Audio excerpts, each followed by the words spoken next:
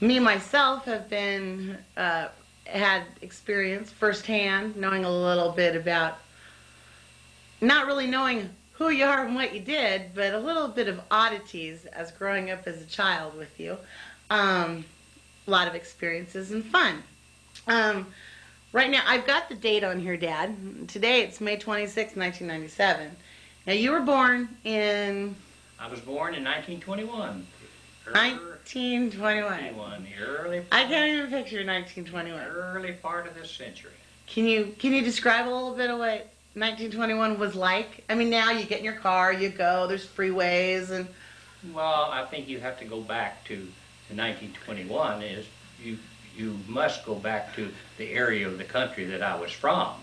I mean, this how I grew up was not the same as if you had grown up in New York City or Chicago or the big cities. We're talking about a backwoods community, which was as remote from those places as could be, and it was just like very little change from when our forefathers, my forefathers and your forefathers, came to Kentucky in the latter part of the 17th century. Uh, I was born in a this backwoods community, which was right at Cumberland Gap, Kentucky. Cumberland Gap was the gap in the Alleghenies that the thousands and thousands, hundreds of thousands of immigrants poured into Kentucky in the 18th century. The Cumberland Gap was actually discovered and named by our great uncle, 6 times removed. His name was Thomas Walker, and he named it after the Duke of Cumberland, who was one of his patrons. He also named the Cumberland River, which is near there, a beautiful river, Cumberland Falls, which is called the Niagara of the South, Cumberland Mountains. He named all of that. He was working for a Virginia survey company. He went back to Virginia. However, our grandfather, 7 times removed, remained in Kentucky, and he was there and eventually married into the Boone family, and our great-grandmother, 6 times removed, hard to remember, 5 or 6 times removed, was Sarah Boone, who was the elder sister of Daniel Boone, the famous frontiersman. And of course, all our relatives, it's studied on both sides of the family. My mother's maiden name was Ball. On that side of the family and on the Holt side of the family is studied with the great names of pioneering in Kentucky. I mean, all the great pioneering families were related in one way or the other, including the Eisenhower family. And he's about Ike Eisenhower was about a 7th or 8th cousin of ours. And it's really ironic is that Eisenhower was a Quaker, and so was Daniel Boone was a Quaker. Here was these 2 Quakers. One was known as a great hunter and Indian slayer, and the other commanded the largest military force in history, Ike Eisenhower. And yet they were both Quakers, which is an order, committed to peace. But when we lived there in that backwoods community when I was born, the main occupations were timber cutting, coal mining, a little bit of farming, and moonshining, and not necessarily in that order. When those Scotch-Irish immigrants came across the Alleghenies, they brought their stills with them. They brought with their whiskey making ability, and they did turn out a great product. Their moonshine was good, and moonshiners of course say that it's the water that does it, and of course they had a marvelous water in Kentucky that came right out of the ground. It was just wonderful to drink. Nothing like today's water. Wow, I can't even imagine drinking water right out of the ground. Oh yeah, It has to go through about 12 processes now, and oh yeah. filtration. And we didn't even have at that time. We didn't even have inside water. We didn't even have a pump. We had to go and carry water from a spring. And it was about a quarter of a mile away. And we just go and take 2 big buckets and fill it up with water and bring it back. And that was one of the chores that we had to do day in and day out, such as just like feeding the animals, was to go and carry water from the spring. Of course, there's no such thing as refrigeration. I mean, who ever heard it? No such thing as electricity. We all our lighting and everything was done by kerosene lamps. And what about your meats? We killed everything that we needed, besides being able to hunt, of course. And so you would kill it on a daily basis, or did you? No. We would kill it and dry it and hang it up and everything, just like. And we had a what they called a spring house. We used to put it in. We used to, of course, you preserved it by smoking it. We put it in and we had the spring house that we put in. We had. When you can stuff, you'd put the cans in this spring house. It was in the ground, and it was very cool. And you'd keep it in there and put potatoes in there and various things like that. That we did. And farming was very, very hard there, because it's not like northern Kentucky or central Kentucky, where it's a broad plain and easily to till. Where you're speaking is close to the Tennessee. It's right at the Tennessee line, and these were virgin forests there even when I was a kid. I mean, there were virgin forests that had never been cut over never, and so it made it very, very hard. So clearing ground to plant corn, potatoes, that sort of thing. Corn was one of the main crops, and potatoes too. But we grew everything else with the garden beans, tomatoes, everything like that.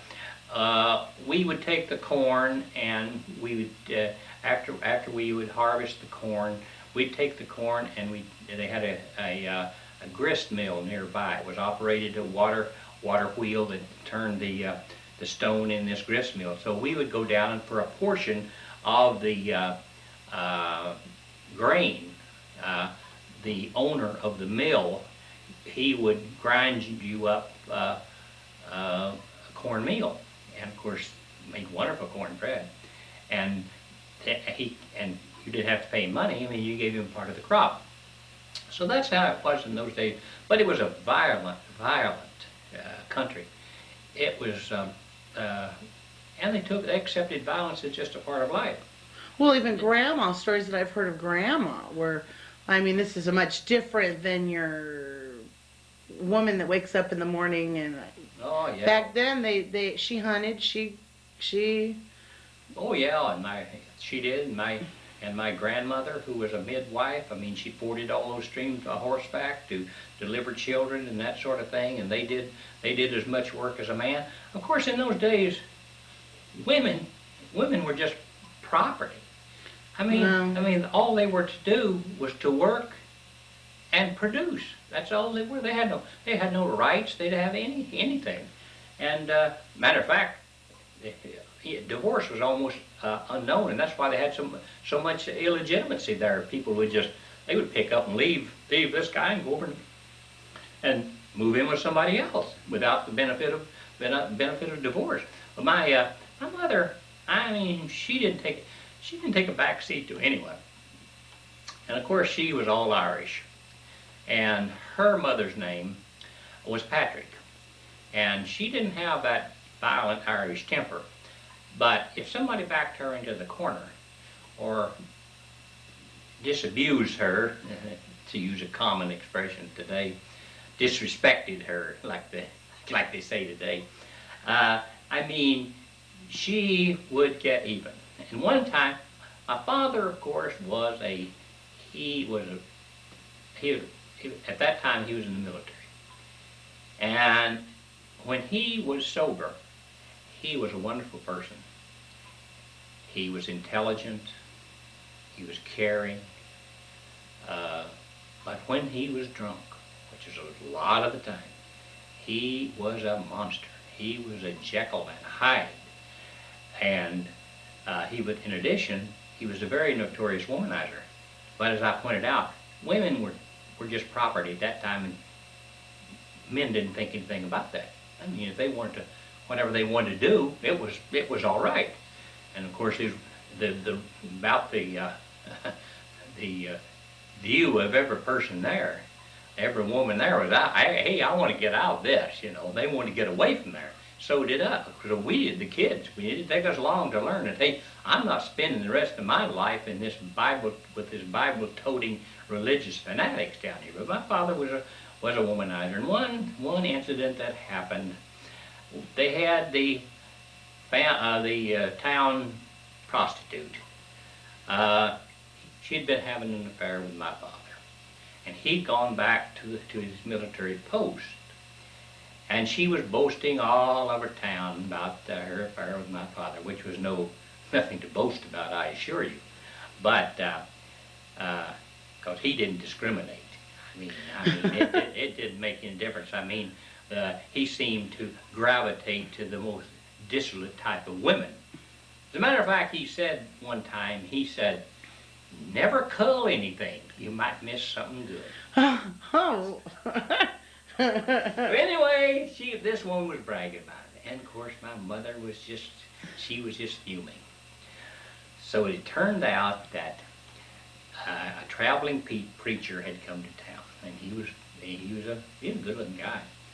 And so this woman had transferred her affections to him, and she's trying to seduce the preacher. Oh, the preacher. how awful! She didn't care. Well, you know, he was the old gantry type. But yeah. What did he mean? He was you know. So anyway, so my mother said, I'll teach her a lesson.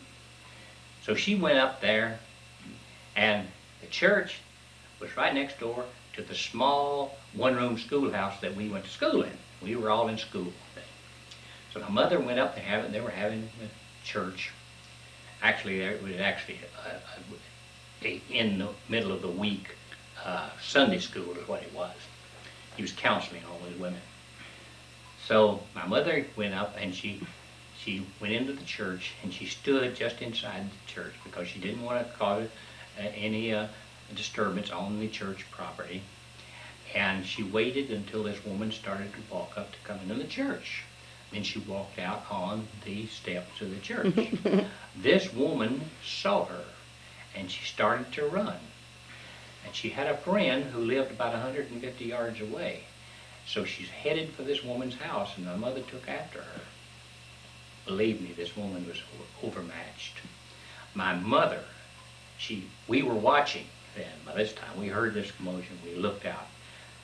My mother lost her shoe, stopped, picked it up, put it back on her foot, and nailed this woman before she got to that thing. Hit her right in the back of the head, knocked her down, and just beat the living hell out of her. And then she got up, and she walked over, and this harlot's red tam was laying in this muddy street, and she just walked toward and just stomped on it. Just one last act of defiance. And then she took out her compact, and she repaired her lipstick and did her hair and so forth, and picked up her purse. You know, she had her purse there, and she went down and surrendered to the sheriff, and before she could be charged with assault, because she knew she would be. While this was going on, of course, my sister and my brother and I were all in the same classroom. My sister was just slinking down underneath the chair. She was so embarrassed. But my brother and I were hard. Hit her again, Mom! Hit her again! And she really did. But boy, she was one kind of woman.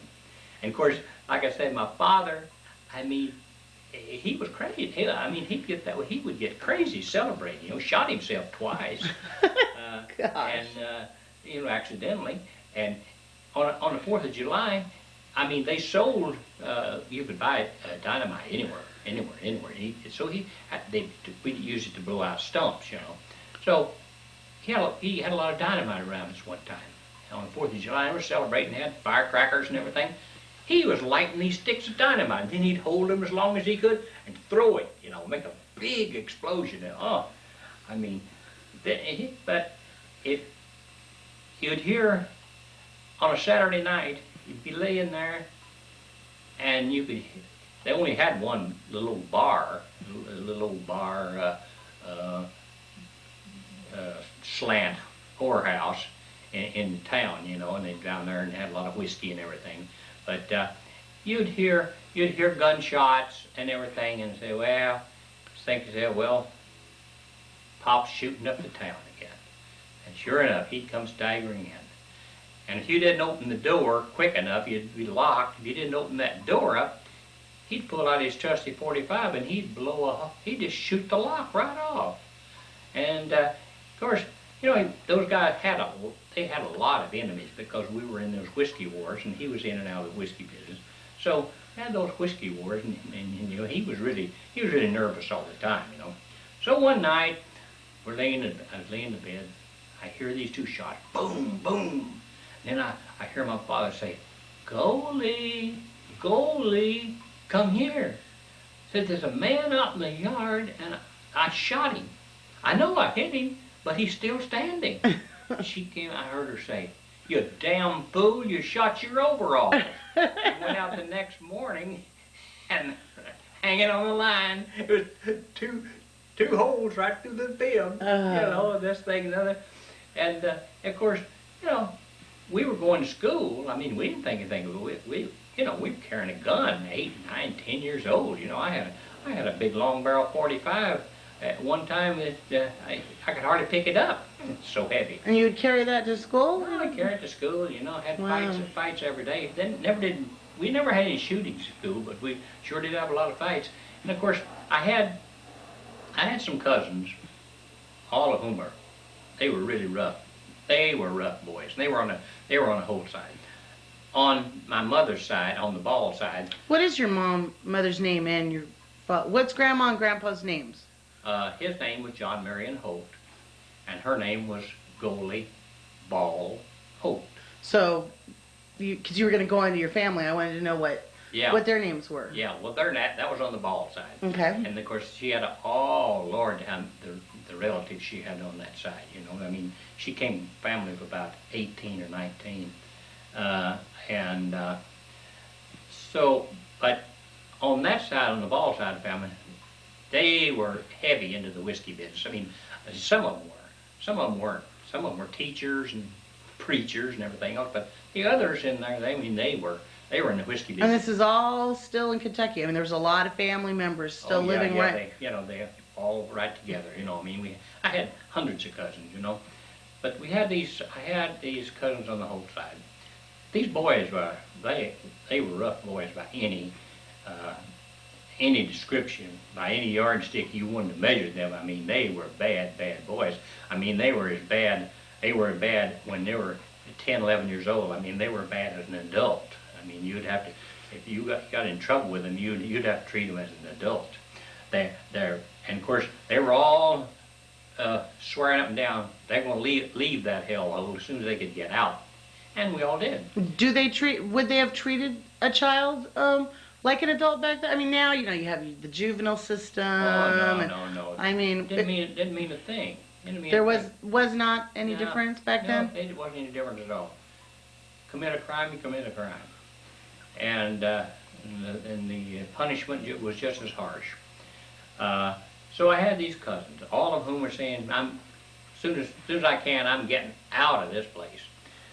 It was my cousin Milton, who he went to New York, and he became a very close associate of a very notorious gangster, Johnny DeGuardi, known as Johnny Deal, and Abe Gordon. They were both two notorious gangsters. Bud left, and he went to Detroit. Went to Detroit. Actually, went to get a job, you know, in the automotive business. And he went there, and then, of course, he became acquainted with Ford's chief of security, which is a guy by the name of Harry Bennett, who was an out-and-out gangster himself. And it was through Harry Bennett that he met Peter Licaboli, and he became very close to Licaboli. Now Pat, the other cousin, he left and he went away to the University of Kentucky and graduated, and ended up, he ended up on Senator Fulbright of Arkansas. He ended up on his staff, so he got away. He really did get away from the stuff. Of course, I left and I went to Berea College, and that's in Kentucky. Berea is one of the most famous schools in America. It was founded for the impoverished of Appalachia, and they had world famous educators had always been there. The time I was there, William J. Hutchins, who was Robert Hutchins and Frances Hutchins' father, who both were famous educators, he was there, and he was the president of Berea College at the time. So it was a world famous institution where you had to work all the time, even if you paid your way. And of course the tuition and everything was very, very, very reasonable. Even if you paid it, you had to have a job and work 2 hours a day. And what did you do? I was what they called a half-day student. I went to school a half day, and I worked the other half day. I worked in a laundry, and I carried a full load. And I graduated from the lower division in 1939. And well, then you must have graduated from high school very early. Well, wow. I wasn't. I hadn't graduated. I didn't graduate from high school before I went there. I mean, I was still in high school. The lower division of the Berea College embraced the 3rd and 4th year high school. They should do that here. And of course, they put you where you rank. I mean, they had performance achievement tests about every other year. And you skip a grade, you skipped a grade. They thought there was no need to keep you in those grades. Sometimes you would. That's great. Sometimes you'd have one that really held you back. When probably, if it had been purely in mathematics, which was a subject I excelled in, if it had been just mathematics, I'd have probably graduated 2 years earlier. But there's some other ones that I didn't really care, subject I didn't care for. For instance, sociology I didn't like. I didn't care too much for chemistry. Some of the sciences, physics and so forth I did. Anatomy I loved. But that held me back. But so when I left in 39, the Depression was still on. It was very, very difficult to get a job. Even so, you could only get a menial job, and I had all kinds of medium jobs, working in lumber mills and loading and unloading brick and all these things, which very physical. Well, at that time, of course, I thought, and I graduated right in the middle of. I missed that circus season, and the family circus, which I haven't mentioned before. Yeah, we might want to backtrack too. You were explaining a little bit about your cousins. Yeah. That I kind of wanted to get a little bit more of the family to start with, because you've got a life that. Well, probably going to fill up 4 tapes, but on my mother's side, they were married. One of her sisters was married to a man who owned a one-ring circus. They called it a mud circus. You know. A mud Yeah, circus? well, that was the term they used for them. They were small one-ring circuses that played the small towns. You didn't get into the big towns. They played the small towns, and they had a little traveling sideshow that went with them. And they also had a flying circus that also traveled along with them. You know, it was just like a package deal. So I started out, of course, when I was 6, 7 years old, I started practicing on the tight wire, the high wire, the slack. How does a child, your grandchild is 5 years old right now, how does a child start experimenting with the high wire? I mean, I can't really envision this. I've heard stories of how you'd walk all different sorts of things, and you were a very curious boy, right? You didn't really have any fear. But how does someone get developed into becoming a tight wire act? Well, it wasn't so much as not having any fear. You had that fear. That fear was with you all the time, and everything. But what it did was it was a challenge. It gave you a rush. It gave you a feeling of exhilaration. Oh, I bet it did. That there's nothing like it, and it's extreme confidence in, hey, you know, nothing is going to happen, you know. Mm-hmm. And nothing too serious really did. Yeah, all the well, years, I had a few, but I mean. Well, I had one very serious fall, which wasn't my fault, but you keep doing.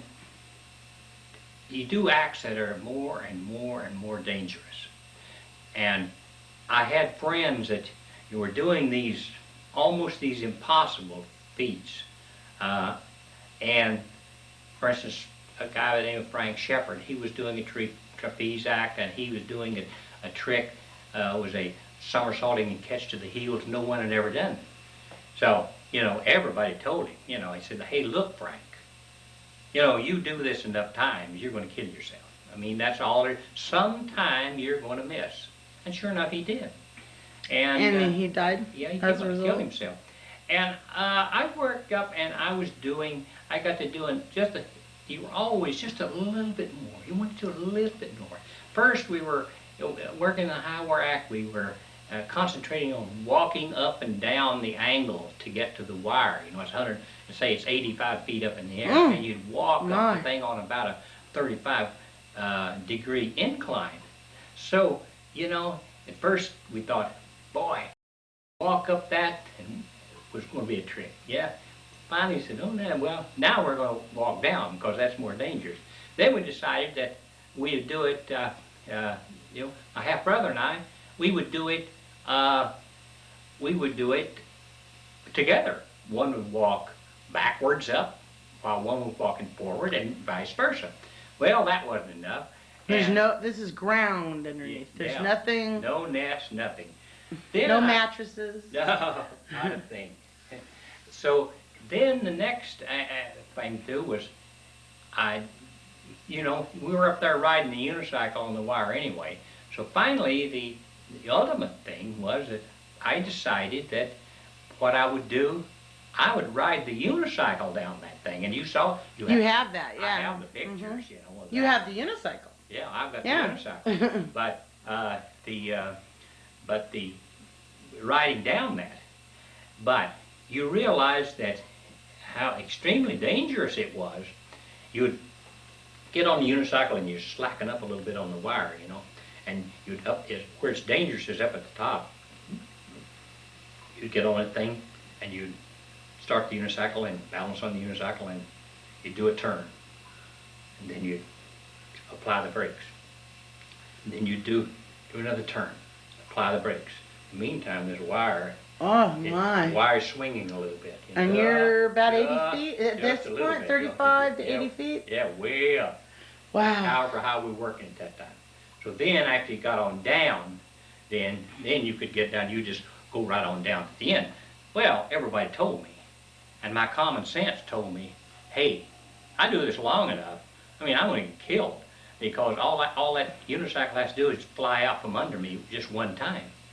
Because Oh, you'd fall, break your back, oh neck. yeah, Yeah. you know, Oh. and the unicycle is what it is you take an English type rim and you put a heavy rubber inside it, you know, to give you traction. But sometimes that may, you know, may wear a little threadbare. Mm-hmm. And next thing you know, I mean, you're going to kill yourself. So I only did that 1 year. I said, that's it, you know. But when I got out of school, it just seemed like the circuses they were in the doldrums. Not only that, we were having tremendous competition from guys who were escaping from Europe and everything coming over. And those guys, to get over here, they would work for nothing. I mean, these guys they'd sign up these guys, you know, and pay them $25 a week.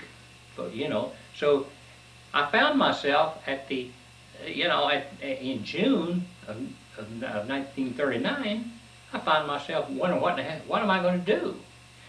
And of course, I could wait for the next year and see how that turned out.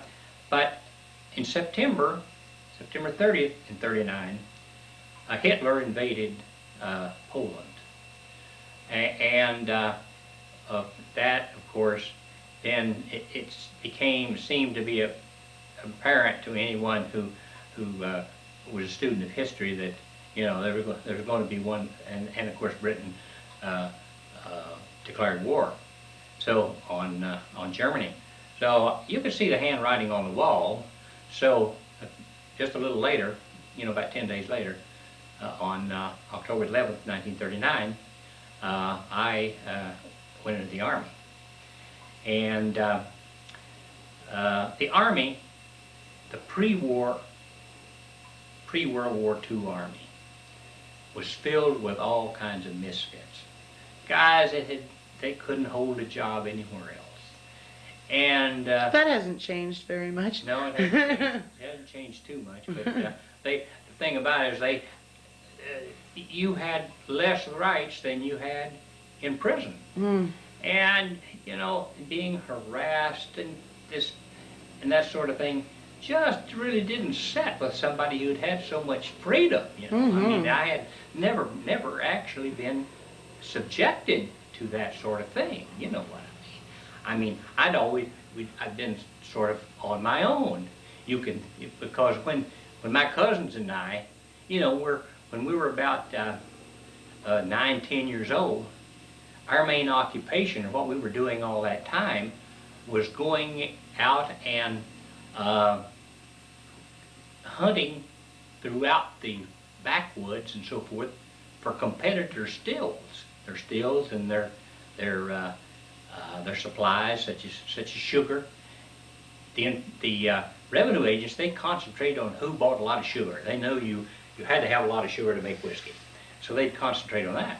One way to avoid that was just simply steal somebody else's, and that's what we used to do. And That must have been awfully dangerous. boy, it was, you know, it's very dangerous, and the guys were getting shot, and of course my 2 uncles, they got 2 life sentences for murder. Actually, it was 3 uncles got life sentences for murder and so forth. But you see, we'd been used to down there roaming free in back in those Kentucky hills and everything, and suddenly to be subjected to all this discipline and then this harassment. You know, I mean, you have a guy jumping you that I mean, if you otherwise, I mean, you'd have shot the guy. So I didn't. That reminds me, you have to tell me this story. I don't remember how it goes, but speaking of shooting and shooting someone, being accustomed to that way of life, you had a cousin, I believe, that, just like yourself, you wanted to get out of the state, go elsewhere. I believe he went to California. I'm not sure of who that is. You know, that was Henry Article. But before, I want to tell you this. We were talking about stealing these people's stores. And the funny incident that happened is with my cousin Bud. He's out sitting beside the road one day, and these 2 revenue agents came driving by, and they knew him. And they said, "Hi, where's your ma and pa?" He said, "Oh, they're up in the hills. What are they doing?" They're making shine." He said, "Oh, I'll give you a quarter if you show me where they are." He said, "Fine." And they said, everybody said, "Well, let's go." He said, "No, give me the quarter." He said, "Oh, we'll give you the quarter when we get back." He said, "No, you give me the quarter now, because you ain't coming back." And that was the truth. So their age, they just drove on off, you know what? Yeah, so, but anyway, back to, and of course, in that same era, of course, was Henry Holt. And he was one of those that he was always saying he was going to leave Kentucky, and he was fascinated by Northern California. He's always reading these books about the gold rush and this and that and the other, and so he decided that he would go up into Northern California, Placer County. Go west. Yeah, going west. You know, up in Placer County or one of those places. So he went up, and he got himself a job as a telegrapher on the railroad. And I mean, this was a guy. I mean, he'd shoot you at a heartbeat. I mean, he didn't fool around. So anyway, and of course he still had his hardware, and which was, you'd feel naked without your gun, you know. So anyway, they had this bully of a brakeman. You know, he's always running around with his axe handle and this and that and the other, beating up on these hobos and throwing them off the train and everything, and browbeating everybody. Well, he picked on Henry and got in a quarrel, and so Henry called him out. So he came out, and this guy took a shot at Henry and missed, and of course Henry never missed. So I mean, he put 2 slugs in him and killed him. So they grabbed him up, tried him for first-degree murder, convicted him of first-degree murder, gave him the death penalty, and shipped him off up to San Quentin. Well, the California Supreme Court reversed his decision and said it was self-defense. And he decided to leave California. He said, "Those goddamn people in California, they're crazy. You can't even shoot anybody out there." He said, I'm not staying out here. I'm going back to Kentucky." So where the normal folk live. yeah, right. We understand these things. And so he went back and he finished out there with finally got a job. My Uncle Lincoln, who was Lincoln Ball, was a school teacher, and he got him a job teaching school. He was fairly well educated, you know. And so he was teaching the kids, huh? Yeah. So he did. And of course, I know he never got in any more trouble. So, but you know that. So all your everybody kind of left or came back. Now you left, and yeah. So my sister, as soon as she could get away, I mean, my sister left, and she went to Baltimore. My mother left, and she went to. As soon as the war came along, gave her an opportunity to get away. Of course, they left. And you went into the service. I went into the service. You got in a little bit of trouble. Well, yeah, a little more than a little. I assaulted this non-com, and excuse me, a non-com? Non-commissioned officer, sergeant that was a disgrace to the uniform, and so they sentenced me to 5 years, and 5 years for a fight. Yeah. And sent me off to, well, it wasn't much of a fight. I hit him with a rifle and chased him across the quadrangle, hitting him ever jump. I'd have killed him if the EMPs hadn't saved him. You know? Wow. So it wasn't that, I'd have made a cripple out of that for sure. So it was a little bit more than a little fist fight. Yeah. So anyway, they shipped me off to the U.S. Disciplinary Barracks at Fort Leavenworth, Kansas, right across the hill from the university. I've heard of Leavenworth. Leavenworth is... Well, Leavenworth is a big penitentiary, but the Disciplinary Barracks is next to it. And it's the military equivalent to, at that time, it was the military equivalent to Alcatraz. And I mean, you did hard time there. When they sentence you to hard labor, they mean hard labor. So, but after a few months, my case was reviewed, and they decided that there had been extenuating circumstances, and they commuted my sentence and reduced it to time served and turned me back to duty. But I had a terrible reputation at that time, and somebody out of that had been in the disciplinary barracks. I mean, you got all the rough details and this and that and the other. I'm not making excuses. It's just that that sort of thing just did not sit well with me. So basically, being in the barracks, being put next to Leavenworth, and you had a bad reputation, and Yeah. you weren't really going to excel too much past. Oh no, you weren't good to get anywhere. I didn't.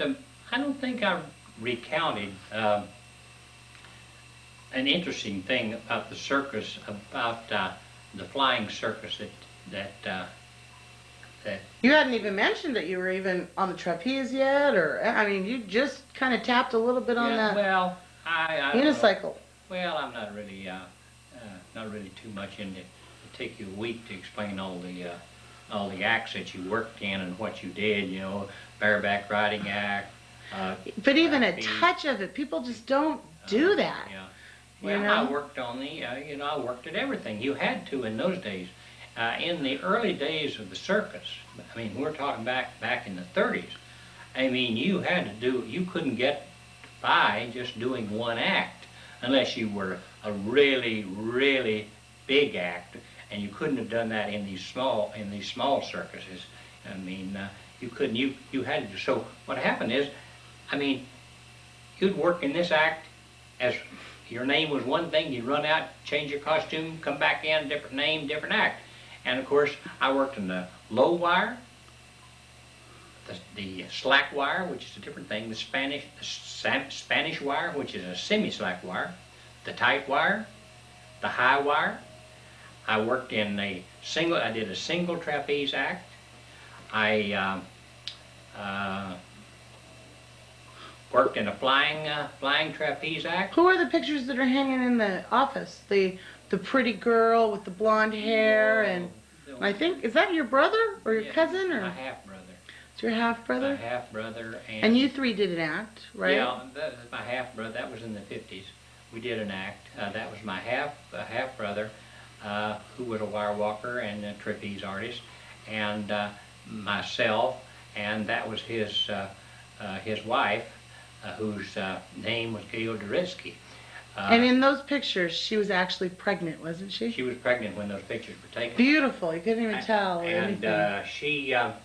she was one of the greatest head balancers of all time. She balanced on the trapeze, and on the bar, wasn't it? I think that's yeah. what's in that picture. Yeah, she's balancing on the trapeze. Yeah, wow. On the bar, while we in one of those scenes, Harold, he's at the top, and he's riding the bicycle across the high wire. I'm hanging from one trapeze.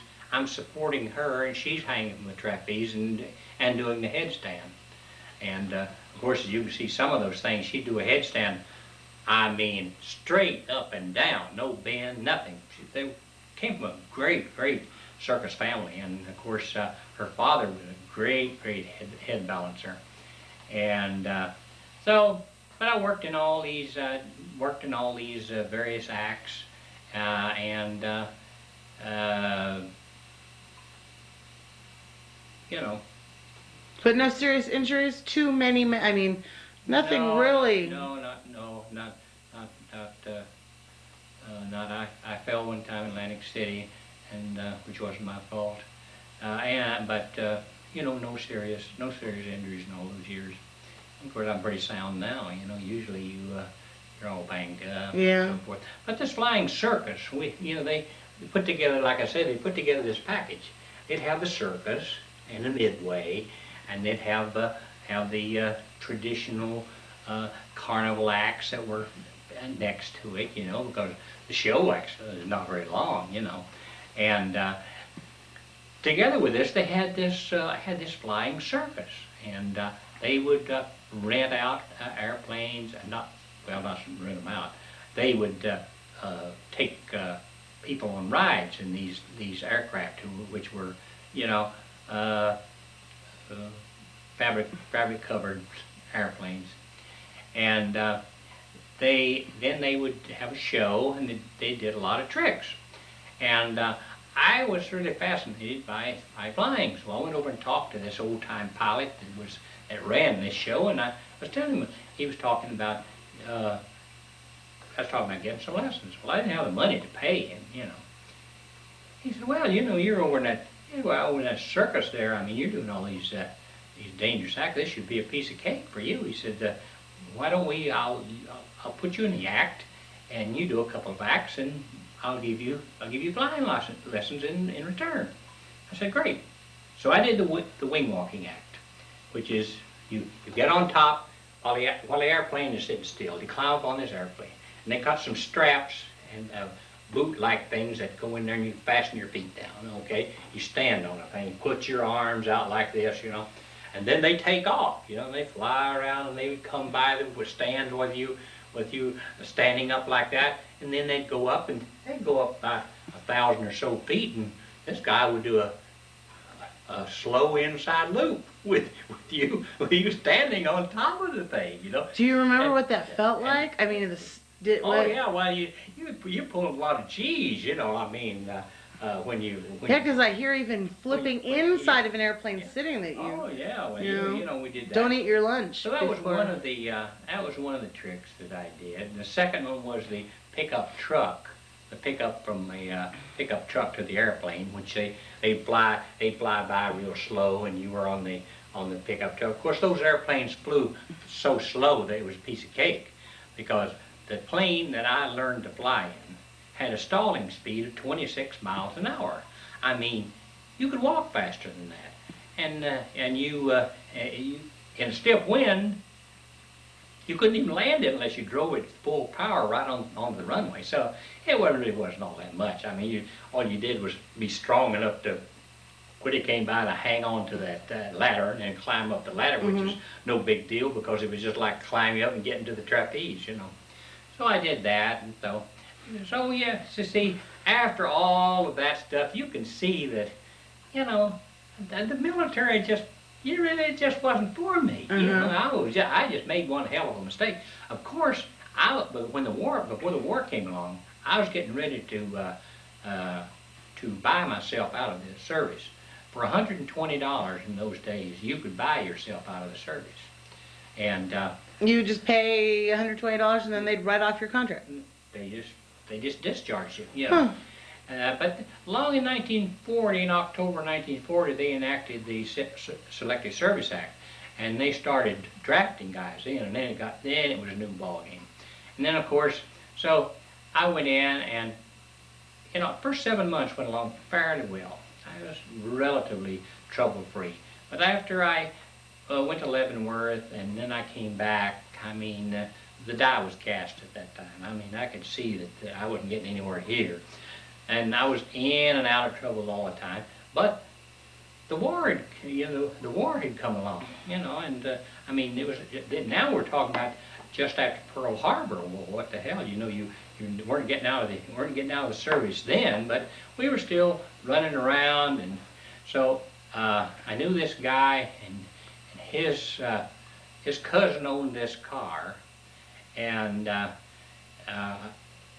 he loaned it to this other guy, you know, so he could drive it from, we were stationed in Fort Knox, we could drive it into Louisville.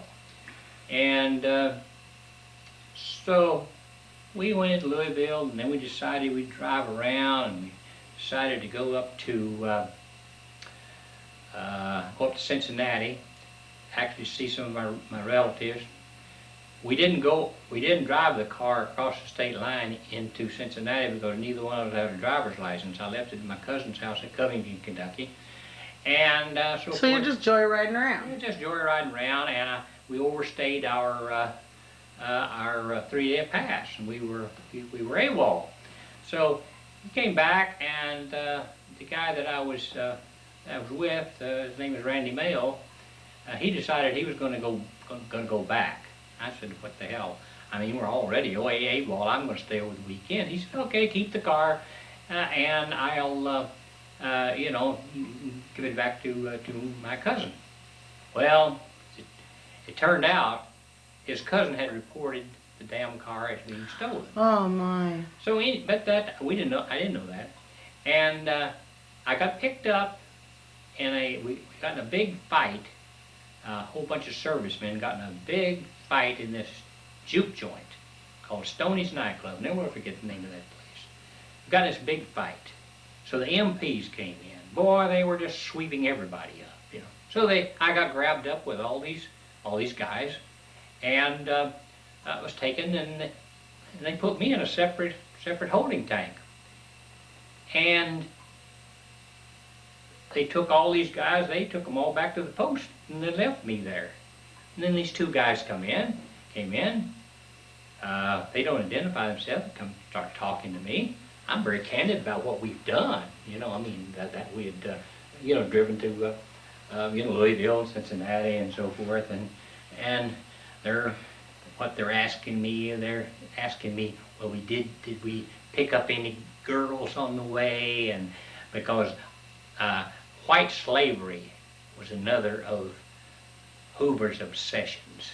He got this White Slave Act passed, and that was him. He was always trying to catch people up, you know, in the white slave trade. So they were trying to entrap me, and it didn't work. White slavery, as in? No, well, you know, taking prostitutes across into a different state, or even taking somebody across the state line just for your own personal pleasure. Yeah, I've never heard of the term white slavery. I've heard of black slavery. No, they call it the White Slave Act. Really? Yeah, and that's really. No, they called them white slavers. So, anyway, finally these two guys identified themselves as the FBI and said that that car had been reported as stolen.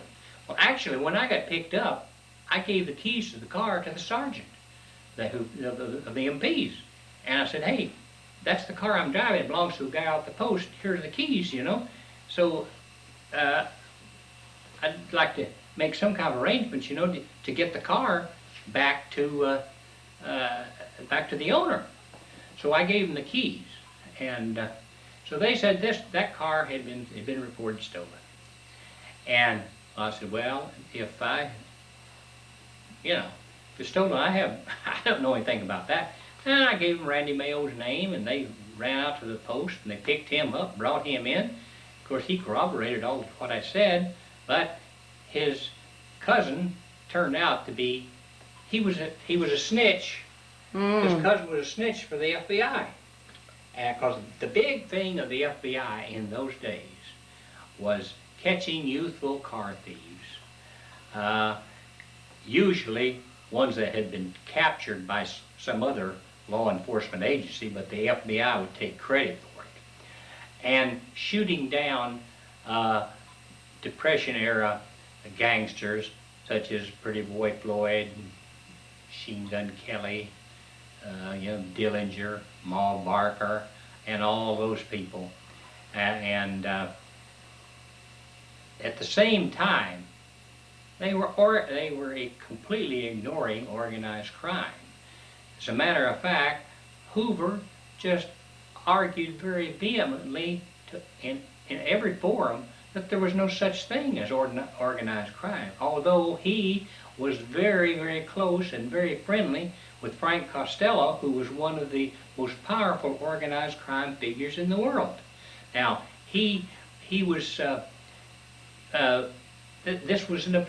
this car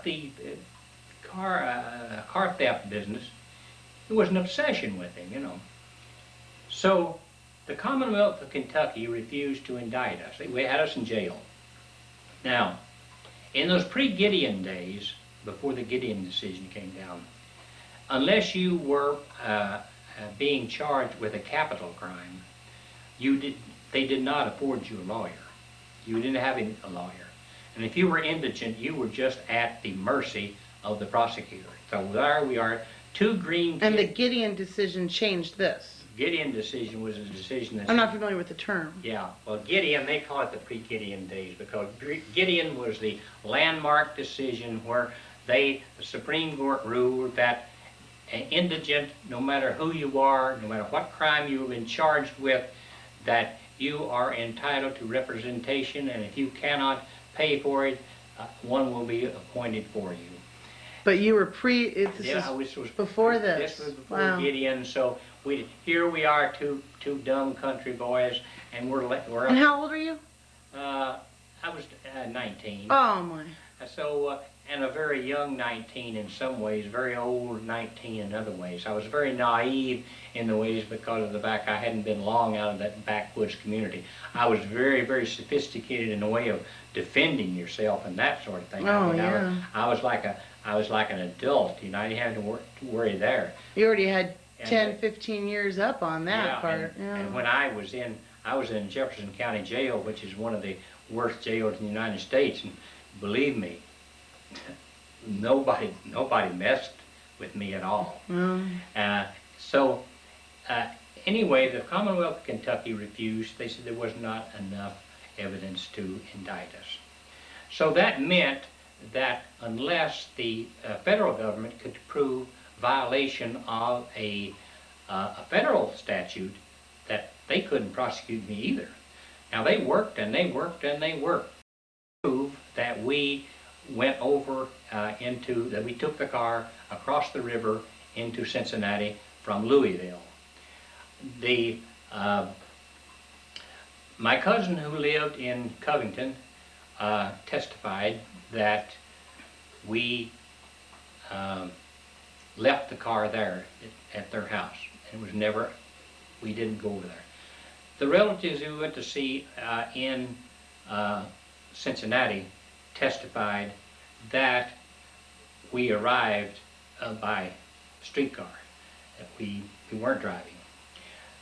However, what actually happened is the FBI agents came in and presented and said that we confessed. They didn't have a copy of the confession. And it hadn't been recorded. But they swore up and down that this is what we said. The FBI at that time, criticizing the FBI was like criticizing motherhood. Everything, it was just like it was chiseled in stone. They were like a different race of people. They wouldn't lie, couldn't lie and everything. And yet, in that stack of documentation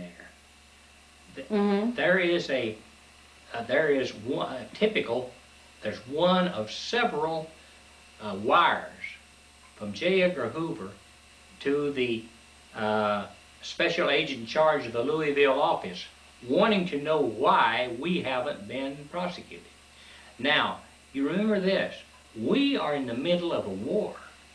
I mean, the U-boats were sinking ships within sight of the Jersey coast. And the importance is being... And he takes time out to send all these wires pressuring us that he wants to know immediately when we have been prosecuted. For some kids joyriding. Yeah. Amazing. Two kids joyriding, okay? So finally they hauled it to take it, and the judge, he ended up sentencing us to 2 years. Oh my. The same judge sentenced a notorious swindler for $1 million bond heist to less time than he gave us. And as a matter of fact, that swindler said to me, he said, "Kid, let that be a lesson to you. If you're going to steal something worthwhile, don't be joyriding and riding in cars, because they'll give you more than that than they will for this." That was my first taste of what the FBI was like. It was my first taste of what the judicial system was like. And from that day on, the die was cast. I mean, it effectively ruined my life and actually started me, it made me a cynic, and it started me on a long, long road of crime.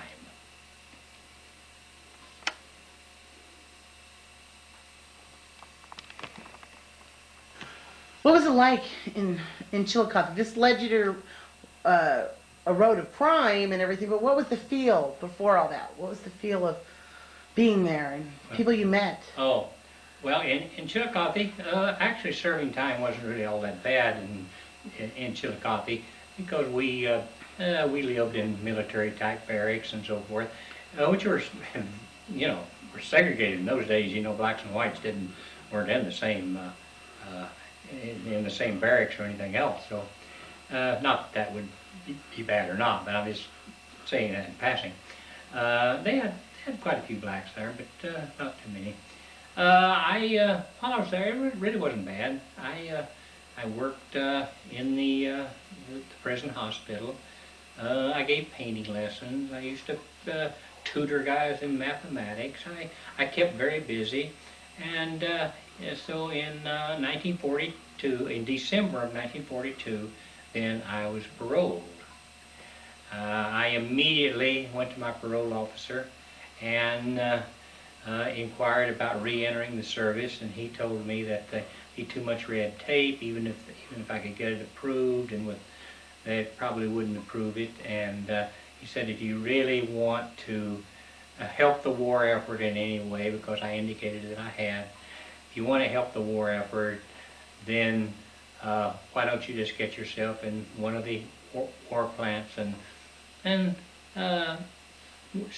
do that for your country during the war. Just sit out the war. So you still even had a passion though to help the country. Oh, I mean, at that time. Because the feel at that time must have been. We're talking about that time that the country was in dire peril. We're talking about just actually things had improved a little, but that because in October of 1942 the Americans and the Allies had landed in North Africa, so they'd switched from a defensive to an offensive type thing, but it was still geared to the war effort. The big thing, and that's what ultimately won the war for Americans, was America's capacity to build airplanes, tanks, guns, and that sort of thing. It wasn't our fighting ability per se, although you can't short that. But anyway, I still wanted to do whatever I could. I didn't want to slouch around like a 4F and not do it. 4F? What does that mean? 4F was ones that were rejected from military service. They were rejected for very different ways.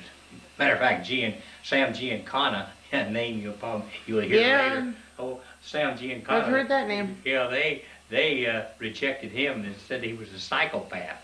So you didn't want to be put in the category with those guys, Do you think that their classification was accurate? Oh, and no doubt about that. You don't have to be Sigmund Freud to realize that guy wasn't playing with a full deck. So who did you meet while you were there? Did you meet anyone? Yeah, I met Bob Zwick, who had been an enforcer for Licavoli. Enforcer. What does that term really mean? Well, I've heard that term. It means carrying out the orders, whatever it would be, breaking legs, shooting people. Kind of like the organized crime gopher? Yeah, more like, not exactly. I don't think it'd be exactly call him a gopher. A gopher is a minor sort of thing. It's an organized crime. He's an integral part of it, but he's in the violent end of it, not the sophisticated operations of organized crime. But so he was, of course, and he was in there for bank robbery. He was very old, but he'd robbed a bank, and he was in Atlanta for a while, and then transferred him. Had a good record, so they transferred him to Chillicothe. So he was there. Also there was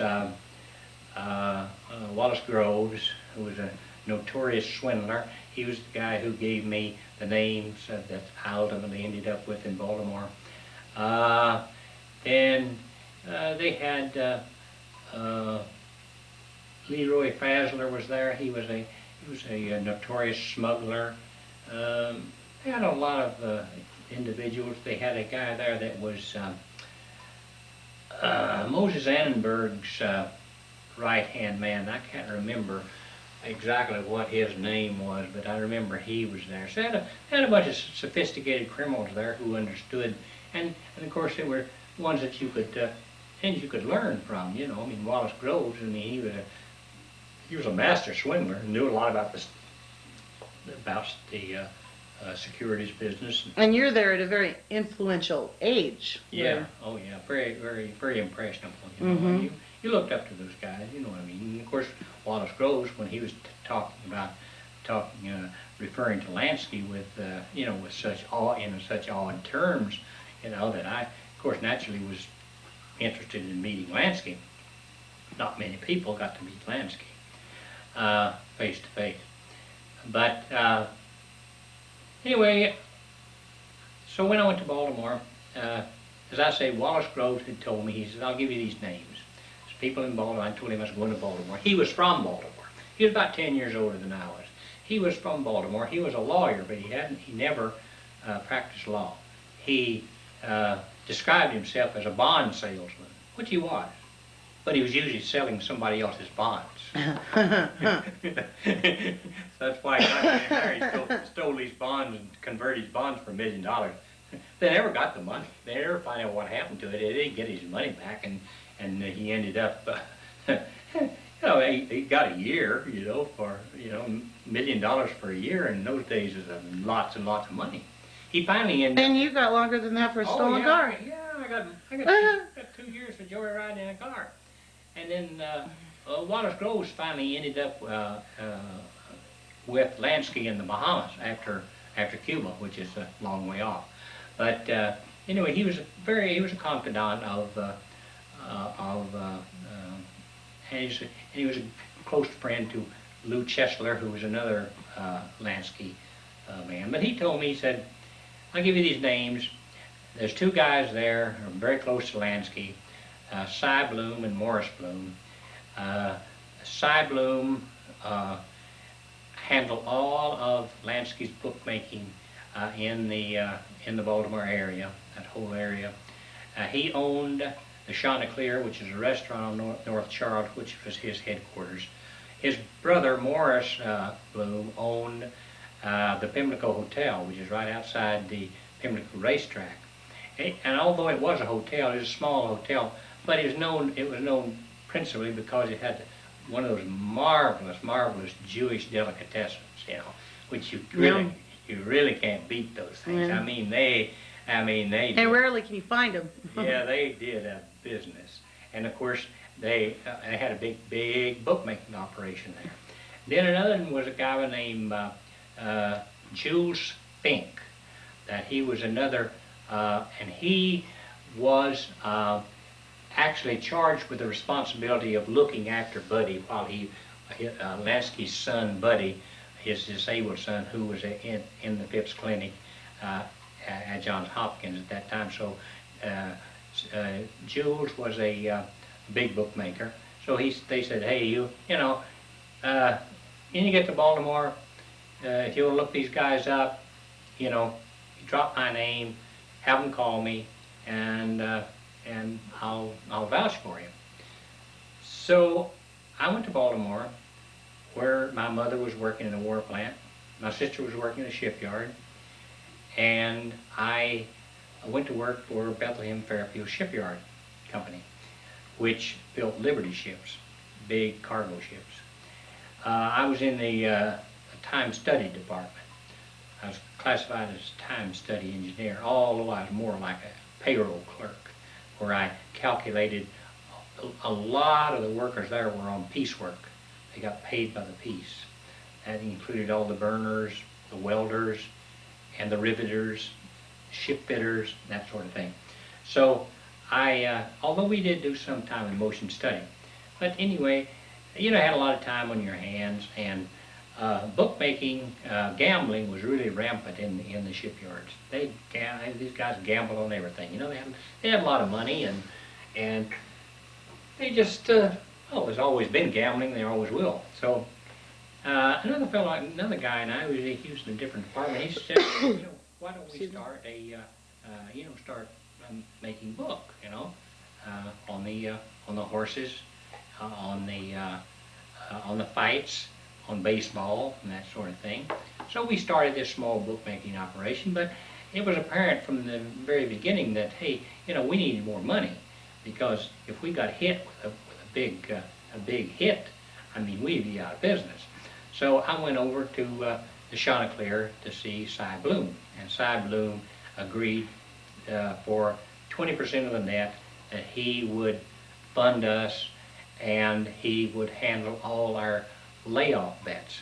You see, what happens is, he was a layoff bookie. Layoff bookie is the bookmaker's bookie. In other words, when you get a lot of action on one particular event, or you get a lot of action on one particular horse in a particular race and that sort of thing, and if you get hit with it, it's going to be bad, you lay it off to these huge bookmakers. And Cy Bloom and those guys, Frank Erickson, Beckley, Gil Beckley, and those guys, Ed Curd, they could handle $500,000 in bets in one day.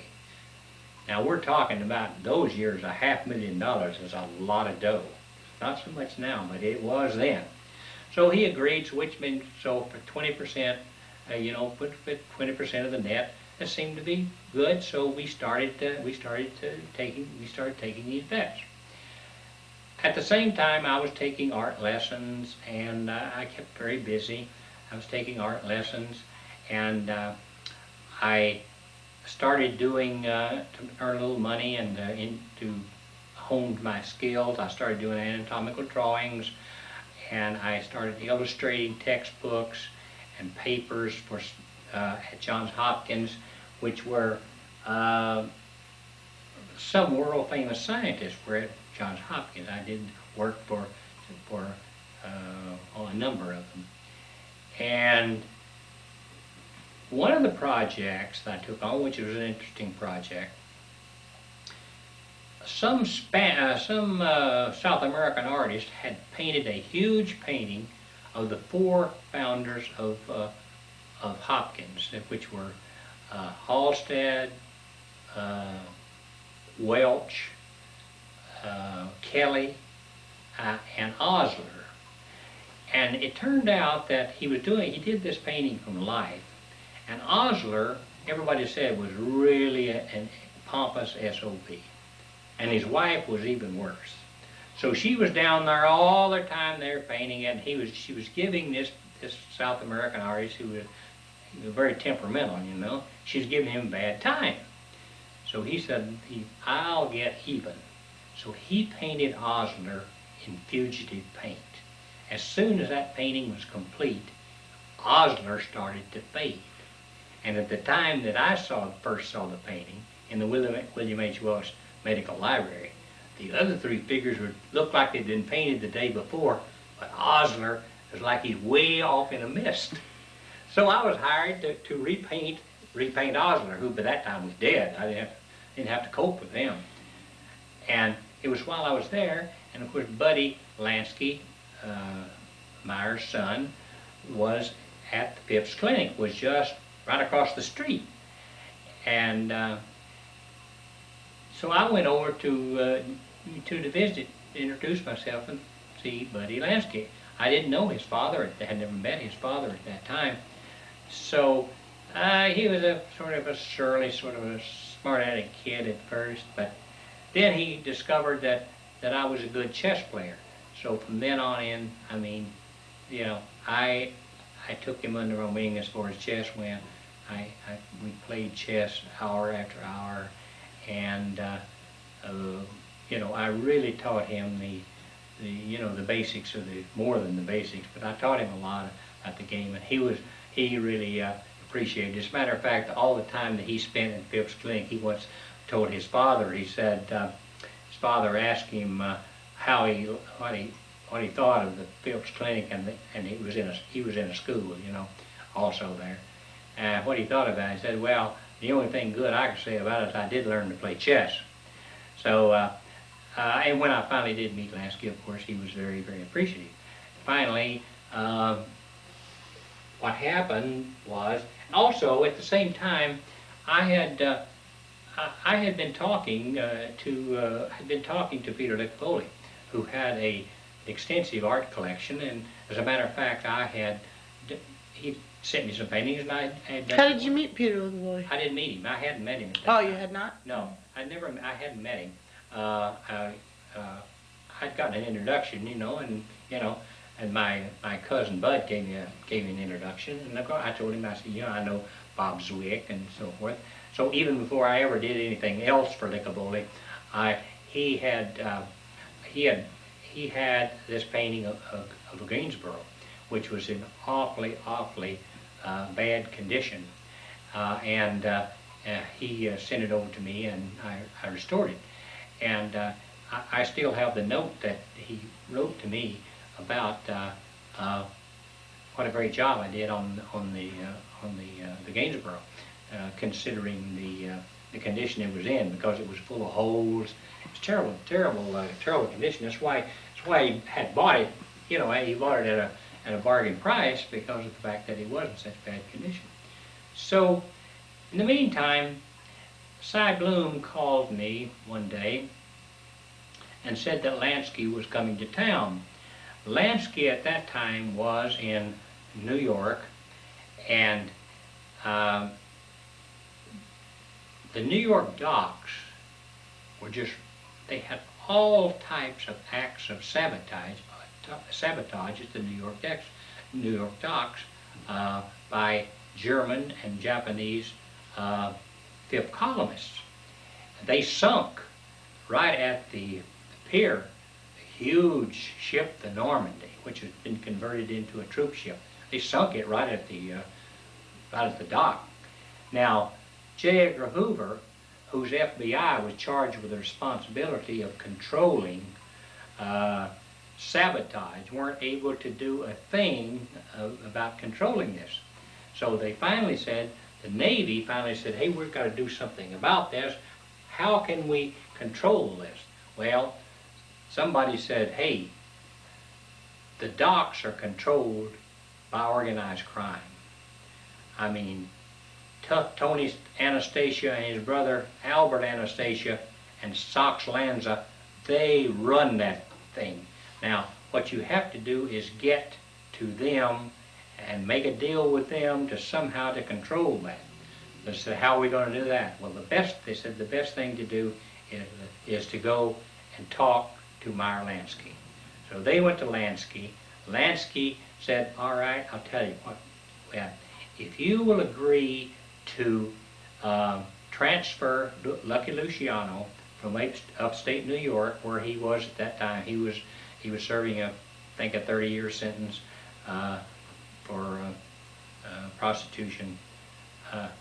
That's a real joke for prostitution. Wow. 30 years. 30 years. 30 years for having us. Was that in association with the white slave thing? Yeah, well, yeah. In a way, yeah, or yeah. 30 years. Yeah, 30 years. He had 30 years for, and very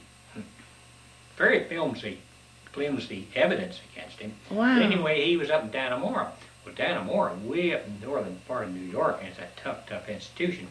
So Lansky said, I tell you, if you will transfer, Lansky, of course, and Luciano had been childhood friends, He said, if you will transfer Lucky Luciano to the back down to New York, to one of the easier joints down here where his friends can visit him, and if you will agree that as soon as the war ends, that you'll deport him to Italy, and that we guarantee you that we will control the docks. And that worked. They never had one serious act of sabotage after that. And it's just incredible that here's the FBI cannot do this, and they have to turn to organized crime to control the docks. Now that was also a very notable event, because the Office of Naval Intelligence, which is very closely allied with the CIA. There wasn't any CIA at that time, but they were always very close. That was the intro into the CIA, so that the CIA and all these military and military intelligence, Office of Naval Intelligence, all of them felt that they were indebted to Lansky for having done this. So when he came down, Lansky came down, and I went over to talk to him, and we had a really pleasant conversation, and I told him that, after the war was over, that I was thinking about going to Florida, and he said, well, you can probably count on me. And while we were there, and Cy Bloom was telling him that I was a mathematical genius. Of course, I wasn't, but I guess it seemed like I was to Cy Bloom. He wasn't all that educated that too much, But anyway, so I was talking to Lansky. So Lansky, as it turned out, that he was like I was in a way. I used to work mathematical problems just like you do the crossword puzzle. I'd get a book with nothing but mathematical problems in there, and then just for fun. Just for fun, I'd work them, And I found out that he did the same. As a matter of fact, he had actually, he didn't have much of an education, but he had actually been tutored in mathematics. So he was going to test me. He said, I have this little problem for you. Here, I want you to, I'll put this problem down, and you show me the flaw in this problem, okay? So it was an algebraic problem. It started out with the premise that A equals B, and went through a series of equations and so forth, but down in the body of the thing, one product is divided by A minus B. Well, if A equals B, A minus B equals 0. And a product that's divided by 0, the common idea is that the answer is 0. That's not exactly true.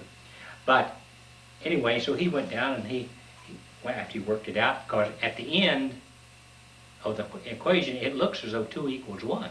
You've done it properly. He says, show me the flaw. So I showed him this, and I said, right there, that equation right there. And he said, you're right. He said, the answer should have been 0. I said, no, that's not exactly technically right. The answer is actually infinity. It's not 0, it's infinity. Of course, this really impressed him. So he said, if you ever get down to Florida, he said, how'd you like to tutor me in analytical geometry and calculus? He says, that's 2 subjects I really would like to get into. So I said to him, yeah, sure. So that, I came away with that feeling that, I really had, made a valuable connection. Of course, I had talked to him, and I laid out the other things, that I did. Accounting, and that I was a pilot. I was still taking lessons at that time, trying to improve my skill. I was a weapons expert, and of course I was a very good artist, which everything. So I laid it out as if to say, well, so you'd think, well, this is a guy I can really use in my organization. So anyway, that was my meeting with Meyer Lansky. And when the war was over, I had remembered he almost an invitation to come down. So I called him at the Singapore Hotel, which he was his headquarters in Miami. I called him there and told him, and I was, looking for a connection because the war effort had wound down, and all those jobs, all those guys were out of work. It had suddenly been working in the war plans, and you were concerning veterans and all that. And he said, okay. He said, I have a little assignment for you in Jacksonville Beach, Florida. And he He said, you'll have to get the details from a guy in Tampa.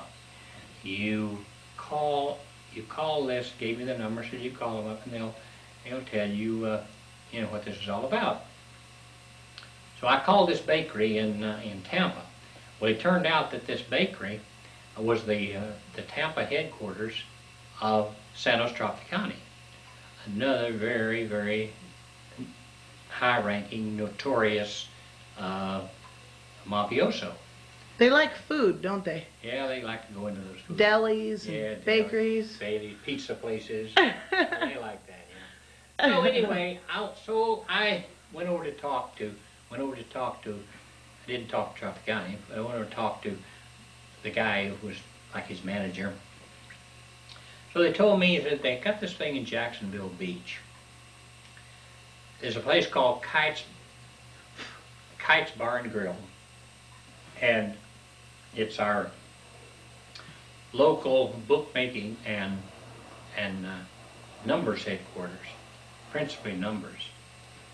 And Numbers being meaning the numbers racket, you know, like the lottery, mm-hmm. the equivalent of today's lottery, and with better odds than today's lottery. They had a variety of numbers rackets. They went and they were different. They were based on different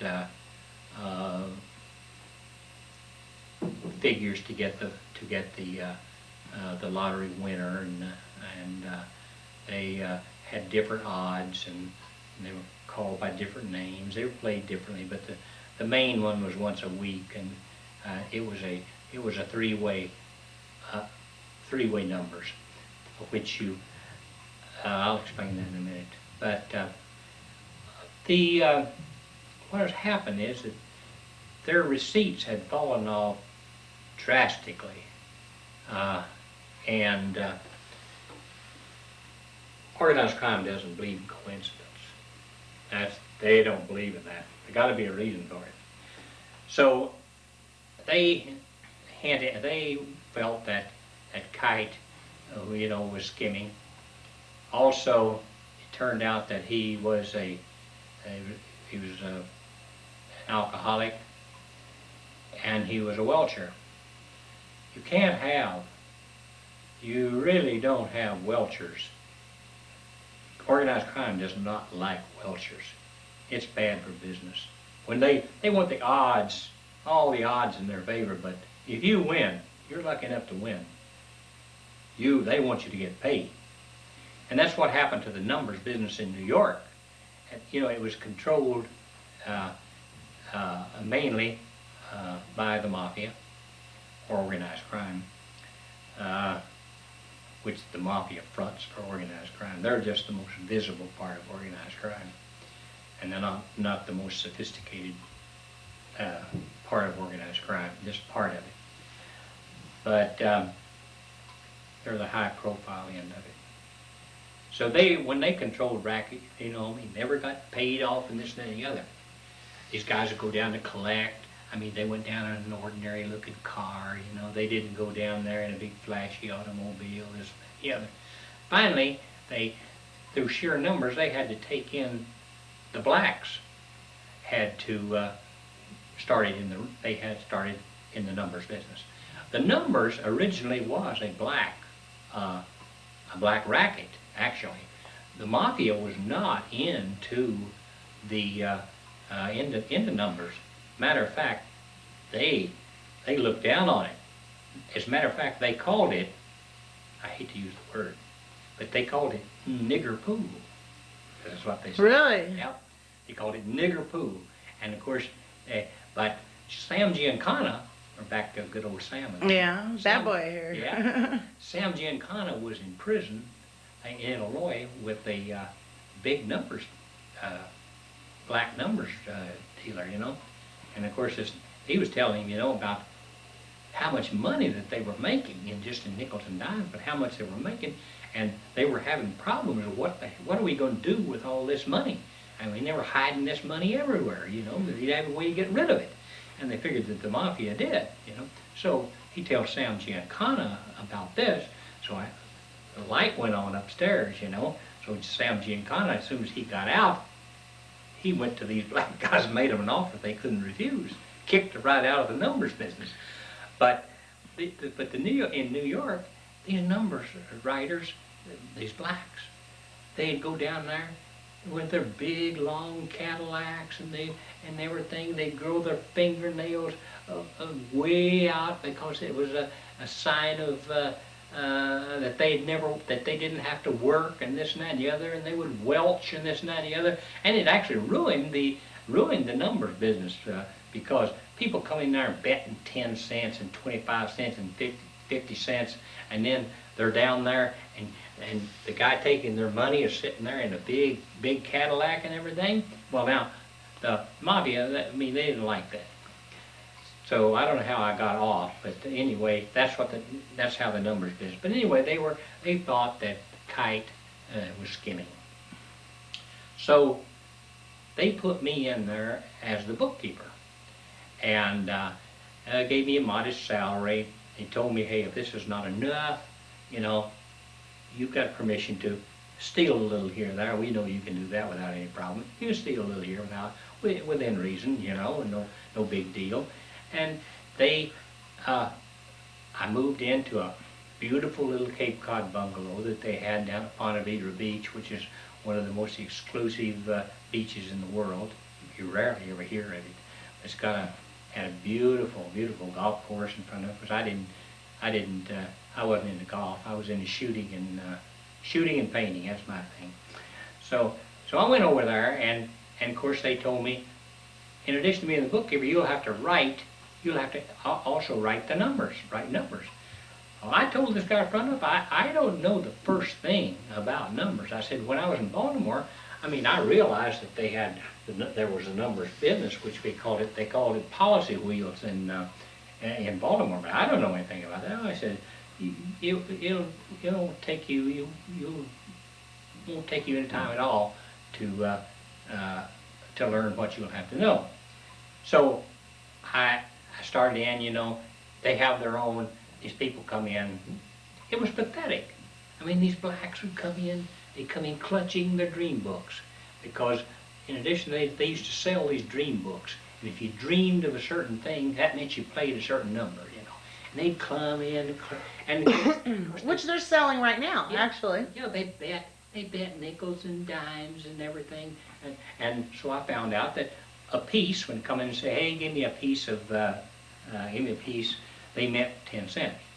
And then they'd say, I want to bet this number, I want to back it up. That meant they want to reverse it. I bet this three-way number, I want to put it in a box. That made, if you put it in a box, that made it a six-way number. You know? And so forth, maybe 9-way. So this is similar to roulette in a way, right? Well, not like roulette. No? No, not like roulette.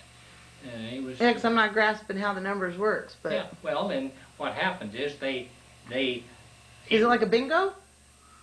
Well, not like bingo, except, yeah, in a way. Now, how they determined the winner of this thing was, the most common way was to, it was go by the last 3 numbers of the mutual handle at some track. Okay.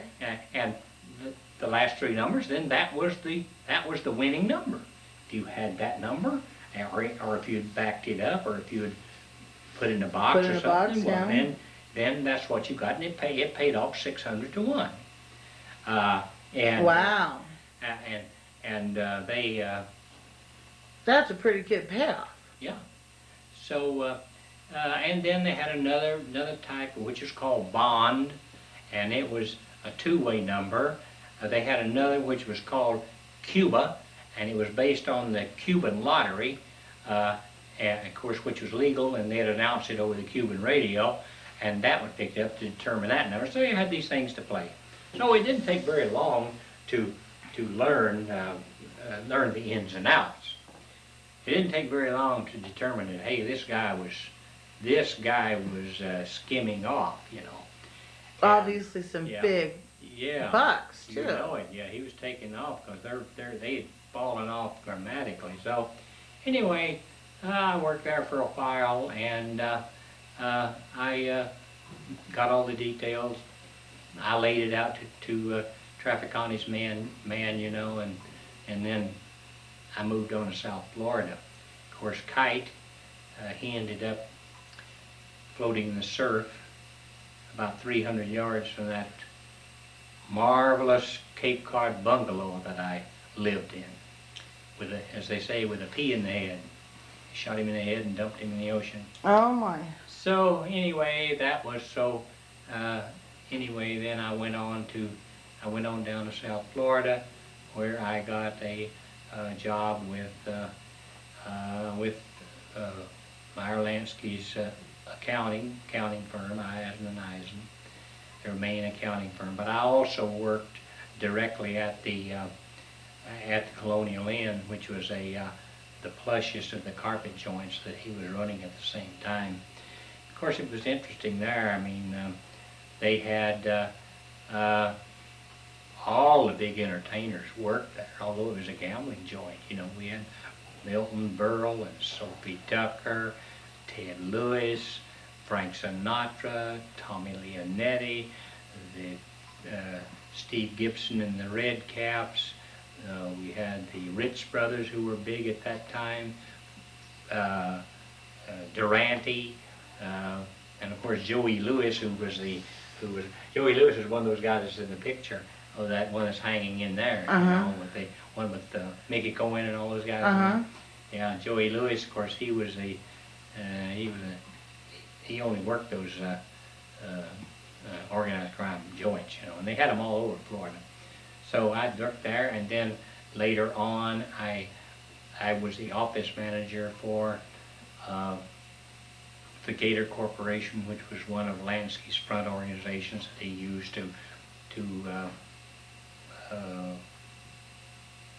implement these various deals.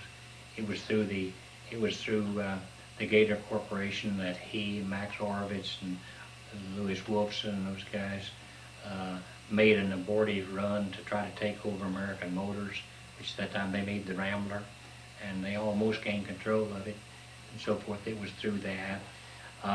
I also handled, they had, he had a huge horse ranch at Dania, Florida, which was called Green Meadows Farms. And they who had this? Well, he and a guy by the name of Leon Green owned this thing. They also owned a little, Leon and Lansky owned a small hotel in Havana together called the Leon Hotel. But they had this huge racing farm at Dania. And Leon Green suddenly died, and $1 million in cash was missing.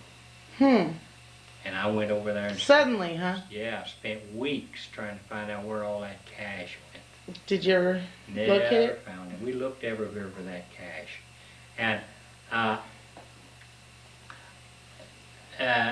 you know, when I was handling their accounting, you know, I'd go to the racetrack a lot with Leon Green's widow. Well, he's his widow then, but he wasn't widowed then, and they weren't getting along.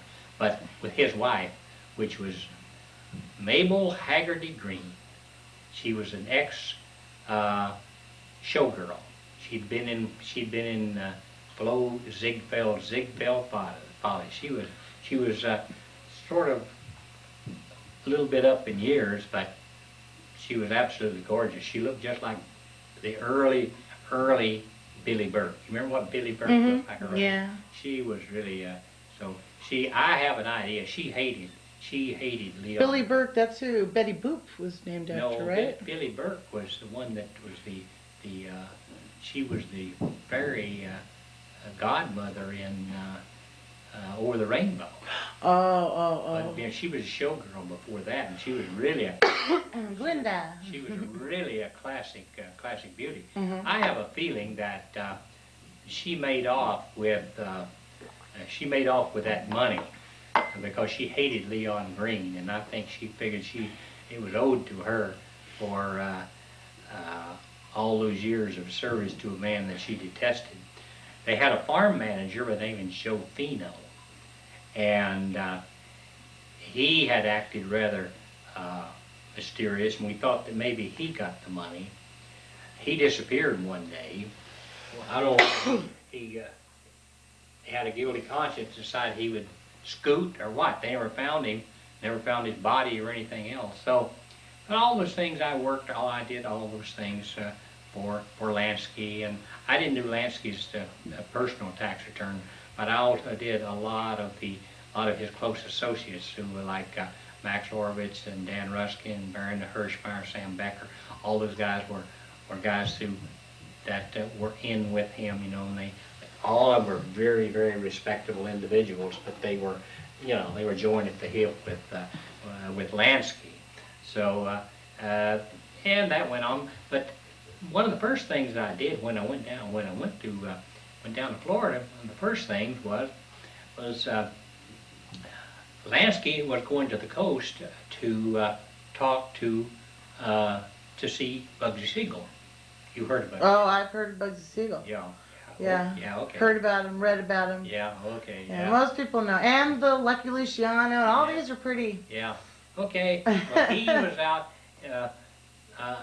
he had gone west, you know, Siegel, and he was out there being half gangster, half playboy, that sort of thing. Yeah, he was a real womanizer. Yeah, he was a womanizer, and not only that, but he was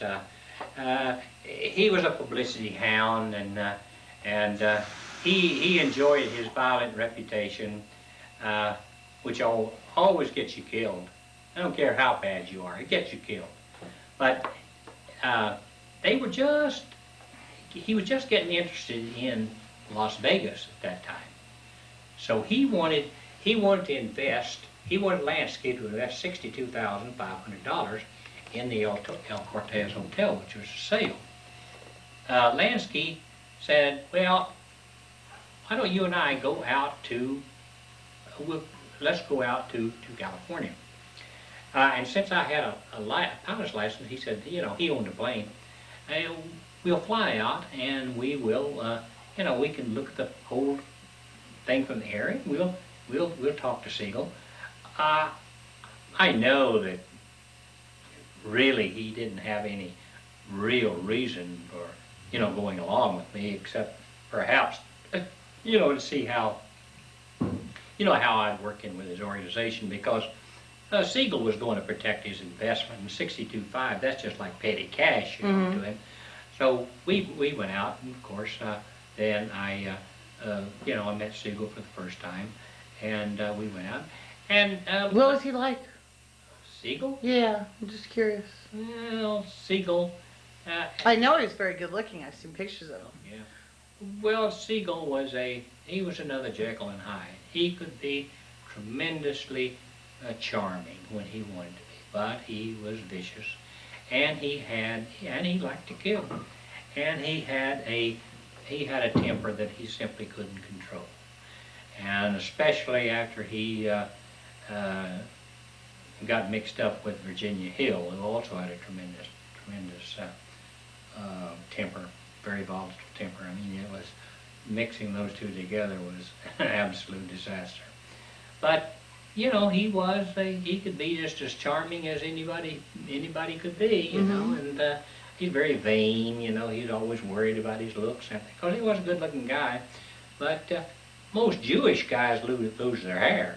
I mean, it's a known fact. And he was obsessed with losing his hair or getting any wrinkles or that sort of thing.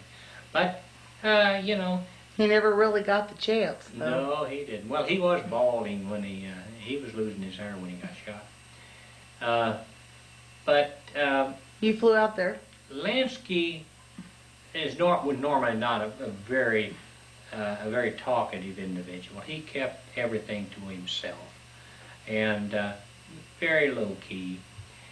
But on the way out, he was getting divorced from his wife, Anna Citrone Lansky.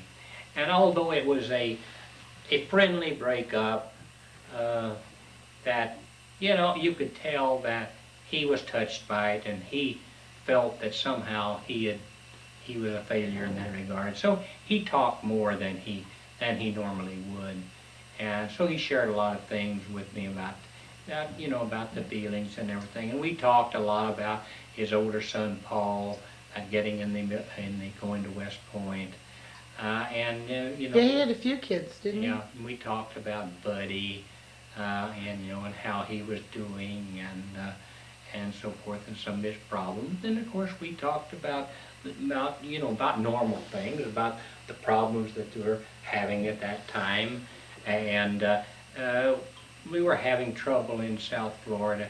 You know, the do-gooders were trying to put the casinos out of business and so forth. So, you know, he talked a lot more than he ever had. But we went out and for that.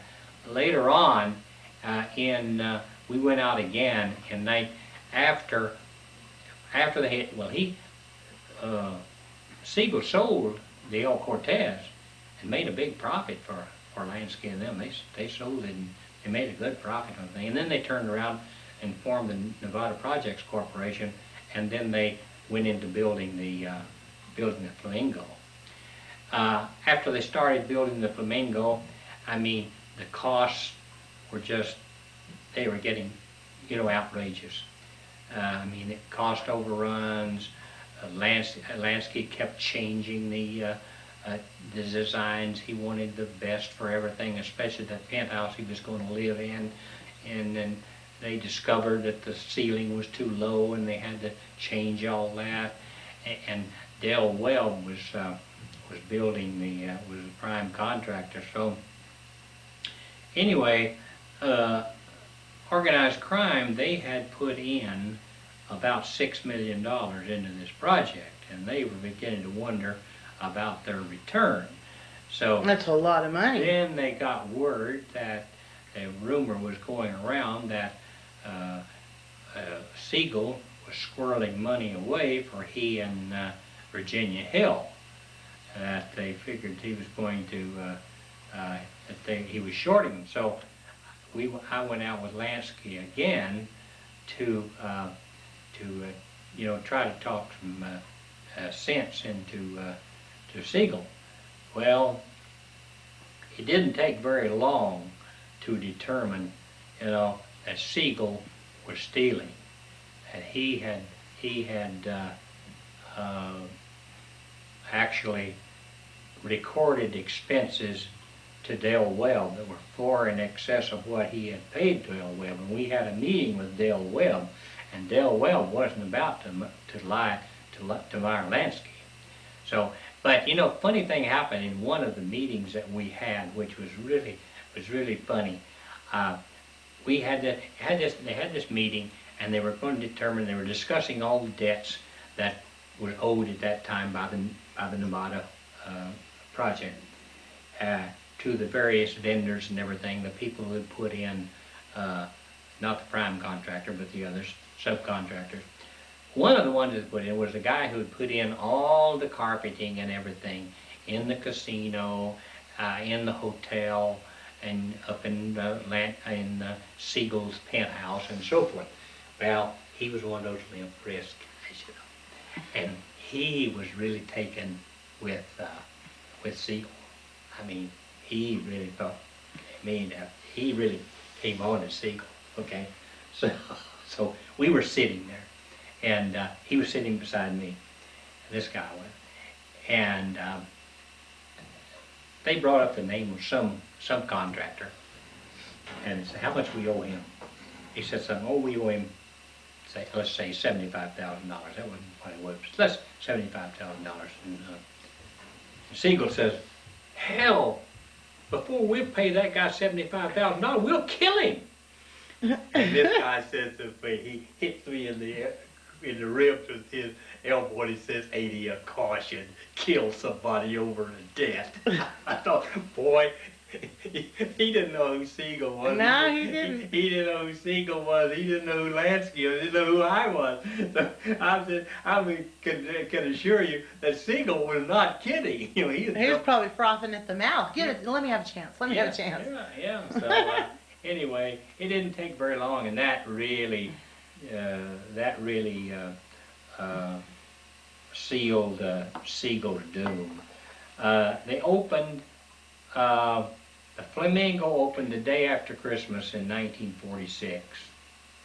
And the thing was a washout. I mean, they had bad weather, and they're going to fly people in from Los Angeles and everything. Well, Las Vegas is just growing at this point, a little. Why? At this point, right? Why? Las Vegas. Oh, well, And it was nothing. There was nothing there. Yeah. I mean, they had down in Glitter's Gulch, you know. Because you picture it now, Yeah, and yeah. Well, there was nothing there then. traffic for miles. And the, you know, those joints downtown, down in Glitter Gulch, and then of course they had the El Rancho Vegas was there. And what would happen is when the casino opened, the hotel wasn't open, so they couldn't stay in the hotel. So what was happening? They were losing money. A customer, a gambler, would lose money at the Flamingo. He'd go back to his hotel where he was staying, and he'd play until he lost it all. So I mean, it was a big washout. And of course they had a wonderful night as far as the opening. They had a lot of stars that actually did make it there, you know, to open the thing. And Xavier Coué was the he had his orchestra there, and Rose Marie, who is still alive, she was the opening act. And they had, of course, those guys that were close to Siegel, you know, like George Raft and Sonny Tufts and those friends of his. They all made it up there, but as far from the Rose Marie is from Dick Van Dyke, isn't that Rose Marie? Yeah. Buddy and Sally. She was Sally, yeah, right? Right. Yeah. Wow. So anyway, so it was a washout, and he had to close. So he closed, and he didn't reopen until March. Then March, and they turned it around. And they started making some money. But we went to California. Lansky and I went to California again to talk to Lansky. In the meantime, they had a big high-level conference. Lucky Luciano came from Italy to Cuba, Havana. They had a big meeting in Havana. All these organized crime figures, except Siegel. Siegel wasn't invited, and they were there to discuss the Siegel problem. And that was the one where Frank Sinatra went over there to see his buddy Lucky Luciano, and Lucky gave him a gold cigarette case, and said to my pal Frank from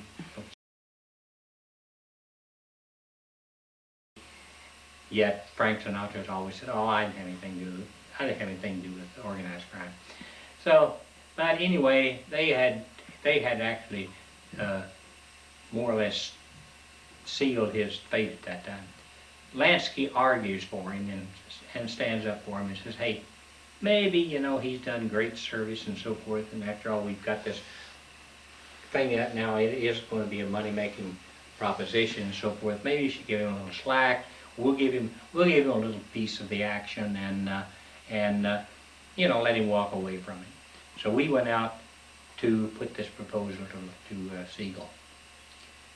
Siegel lost his temper. He told us flat out, "The Flamingo is mine. You guys can go to hell." Oh my! And of course, a little gutsy. And saying that to Lansky's face. I mean that's just plain suicide.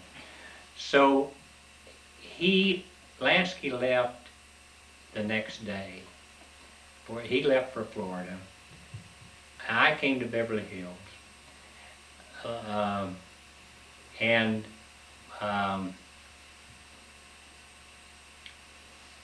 There's a guy by the name of Marty Finster, who was an old-time Cleveland bookmaker, who was a very, very close associate of Peter Licavoli. He remained. Of course, he knew Mickey Cohen and all those guys. So he got the assignment. You stay. They told me and him. Stay. You and Marty Finster keep an eye on Siegel. See what Siegel does. Well, they were figuring that Siegel would probably he probably had the money secreted someplace. He'd probably grab it up and he would leave. Virginia Hill, a couple of days before, Virginia Hill, she took off, went to Europe, went to Paris, probably had foreknowledge that this was going to happen. And on June the 20th, Siegel had his usual day. He didn't seem like he was hardly worried about anything. He went down to Drucker's and got his hair cut and got shaved like he do all the time. He went to see his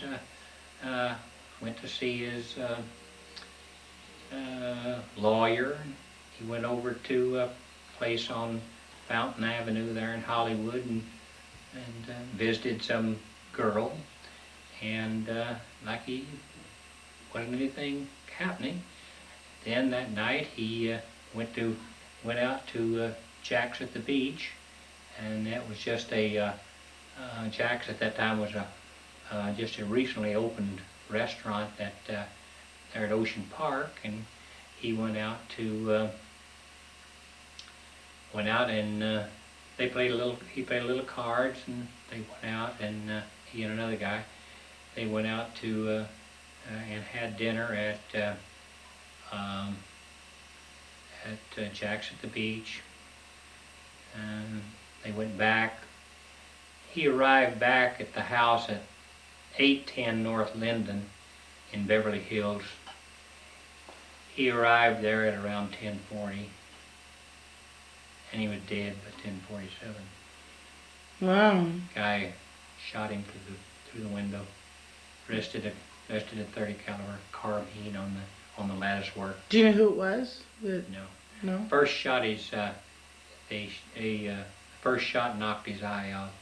The guy sprayed lead all over the place, for effect. But I mean, for all intents and purposes, he shot his eye and landed halfway across the room. Wow. Yeah, I've seen the pictures. You saw him there. Alan Smiley, another guy, was sort of a quasi-organized crime figure. He was sitting on the other end of the couch, way on the other end.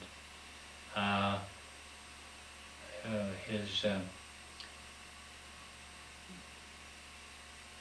Virginia Hill sister was upstairs. Chicky, her brother actually was Chicky, was upstairs with his girlfriend Jerry Mason, and that put an end to. Did they ever arrest anybody in that? I'm just No. curious. No? No, Well, I'm sure he had a lot of enemies. It could have been yes, he did. Of course, a number of people. Of course, 3 minutes later, 3 minutes after he was killed, 3 guys walked into the Flamingo Hotel and said, "We're your new bosses." Well, then somebody knew something. Yeah, Gus Greenbaum, Mosad Way, and Dave Berman. They walked in and said, "We are the new bosses of the Flamingo." Nobody said a word. Wow. So, undoubtedly, they were clued in. Yeah. Yeah. Now you're affiliated with a lot of, excuse me, organized crime people. You've just touched on a few. Mm-hmm. When you're in California and you were out there in California, you were hooking up with a lot of different people. Who were you starting to associate with? What are some of the big mob names that come to mind that you're... They really didn't have any real big mob names in California. They had the Mickey Mouse Mafia out here. I've heard that term. What's that mean? I don't know, they just called them because they were so inept, I knew all those guys, but they, they're kind of like the gang that couldn't shoot straight. They weren't, but because I met all those guys, it was years later before I met those guys. I saw those guys earlier in that period of time. Those guys were long since dead. I mean, I knew Jack Dragna, who was they called him the Al Capone. It wasn't they weren't too bad in Dragna's day. They were pretty good. Of course, I knew Jack Dragna. They called him the Al Capone of Los Angeles. He was the big a crime boss on the West Coast.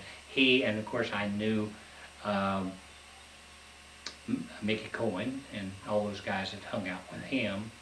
And that's all those guys are in the pictures with those guys with Cohen. You know, all most of them were his bodyguards, all of whom ended up dead. Every guy in that picture except Cohen ended up getting shot sooner or later when they had these gang wars. But you know, that was before I met those guys like Nick Cotta, Pete Milano, and all those guys who were heading the Mickey Mouse Mafia. I mean, that was years later. After we're talking now about 1947, and you know. So what were you really doing during this I period? I didn't come west. I didn't come west until 1961. You know, and because. So you basically flew over there, took care of some business, and you were still. Oh yeah, I was still working for Lansky. In Florida. Yeah, in Florida, Yeah. and of course I worked with Lansky right up until the time of the Keepover Commission. And the Keepover Commission was formed in 1950, and was For what? It was to investigate organized crime, and that was the early infancy of television. And that was one of the big early events on television, was televising these commissions where they all had this, and it'd be a great thing today, actually. I mean, Oh, yeah. all these guys, these bad guys, they had every one of them they could lay their hands on. Like who? Licavoli, you know, Lansky, Anastasia. Was it live TV back then? It wasn't. It was? It was live They had TV. live TV. Yeah, and the funny thing about it is, Frank Costello, who was